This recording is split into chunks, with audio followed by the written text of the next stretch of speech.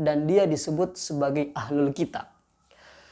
Oleh karena itu teman-teman semua, kalau menurut saya, orang yang berpandangan bahwa hukum perkawinan beda agama itu dilarang oleh agama. Ada orang yang berpandangan bahwa mereka berpendapat bahwa di dalam Islam, menurut Islam, hukum perkawinan beda agama itu dilarang.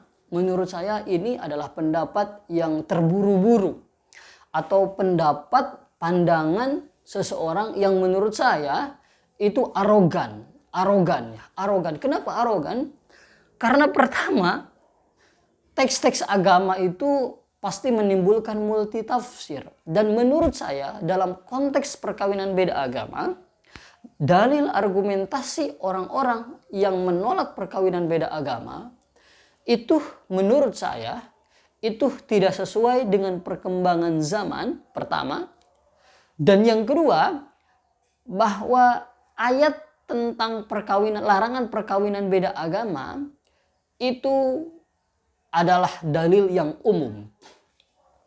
Kenapa begitu?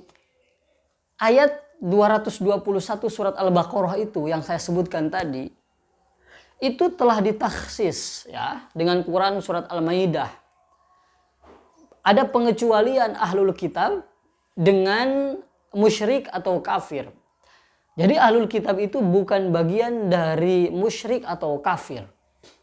Dan menurut saya sangat sependapat dengan pandangan yang mengatakan bahwa ahlul kitab dan musyrik, pertama musyrik dulu, itu adalah khusus dan hanya berlaku untuk musyrik Arab atau kafir Arab. Itu. Dan menurut saya, ahlul kitab itu adalah tidak mengenal atau beda ya dengan kelompok agama yang disebut dengan kategori musyrik dan kafir. Jadi ahlul kitab itu bagi saya sependapat dengan pandangannya Rasyid Ridho dan ulama-ulama yang lain, bahwa yang dimaksud dengan ahlul kitab itu adalah orang-orang yang memeluk agama dan memeluk kitab suci tertentu, berpegang teguh pada kitab suci tertentu. Itu ahlul kitab dalam pandangan saya. Sehingga demikian, perkawinan beda agama yang dilakukan oleh seorang sepasang kekasih antara Muslim dengan Kristen, dengan Buddha, dengan Konghucu, dengan Katolik, Kristen Protestan, Kristen Katolik, itu menurut saya itu diperbolehkan. Apalagi di dalam hukum Islam, di dalam hukum Indonesia, hal itu diakomodir. Meskipun ada proses-proses tertentu, yaitu harus dimohonkan kepada pengadilan dulu untuk ditetapkan atau diperintahkan untuk dicatatkan. Kalau diperintahkan untuk dicatatkan, berarti secara otomatis perkawinan beda agama tersebut di dalam konteks Indonesia adalah diperbolehkan. Nah teman-teman semua, kita kembali kepada dalil argumentasi itu ya. Bahwa menurut saya betul bahwa orang yang berpandangan dan mengatakan bahwa perkawinan beda agama itu adalah sesuatu yang dilarang oleh Islam, itu menurut saya sekali lagi itu pendapat yang terburu-buru, pendapat yang arogans, tidak melihat berbagai macam aspek. Apalagi di dalam konteks Indonesia yang beragam ya.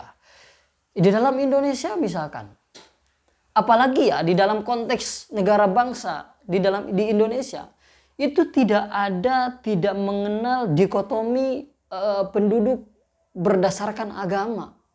Ada zimmi, ada muahad, ada kafir harbi, kemudian ada muslim. Itu tidak dikenal dalam konteks Indonesia, di dalam negara bangsa, di dalam konteks bernegara kita. Tidak dikenal hal-hal dikotomi atau pembagian warga negara kepada kelas-kelas, itu tidak dikenal. Dan yang kedua, memang di Indonesia adalah beragam, banyak, sehingga ini menguatkan bahwa perkawinan beda agama khususnya di Indonesia itu sesuatu hal yang tidak dapat sebuah keniscayaan, sebuah hal yang tidak dapat ditolak. Karena keragaman itu, apalagi ini teman-teman, Kalau kita berbicara tentang cinta ya, berbicara tentang kasih sayang, ketertarikan kepada seseorang, saya rasa kita tidak bisa menolak. Ada orang yang pacaran, yang suka sama seseorang, sesama Islam misalkan, ketika diputus atau dia bercerai atau dia misalkan berpisah, itu meninggalkan bekas yang sangat mendalam. Artinya kita tidak bisa menolak rasa atau ketertarikan kita kepada seseorang. Ada seseorang yang tertarik dengan seseorang yang beragama lain. Kita tidak bisa menolak itu. Ketertarikan itu tidak bisa dipendam. Ketertarikan itu tidak bisa kemudian dihalang-halangi agar kita tidak boleh suka sama orang yang berbeda agama. Itu sangat sulit. Sangat sulit untuk diredam. Ini masalah cinta, tidak memandang agama. Oleh karena itu, kalau menurut saya berbagai macam aspek mulai dari dalil, kenyataan, dan konteks Indonesia, juga konteks Indonesia sebagai negara bangsa, sebagai kita dalam bernegara, perkawinan beda agama ini adalah sebuah keniscayaan. Bukan hanya dilihat dari dalil argumentasi, bukan dari dalil dari sumber hukum, bukan. Bukan itu saja maksud saya, tetapi juga dilihat dari kenyataan-kenyataan umum. Oleh karena itu, kalau menurut saya, perkawinan beda agama itu diperbolehkan. Kita bisa mengelompokkan mereka-mereka yang berbeda agama dengan kita saat ini adalah dapat mengelompokkan kepada jenis ahlul kitab.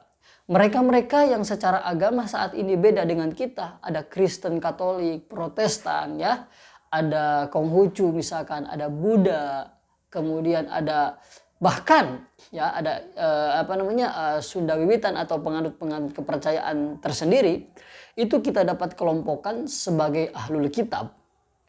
Atau larangan beda agama sebagaimana ditegaskan di dalam Quran surat Al-Baqarah ayat 221, larangan tentang mengawini atau menikahi perempuan musyrik atau laki-laki musyrik.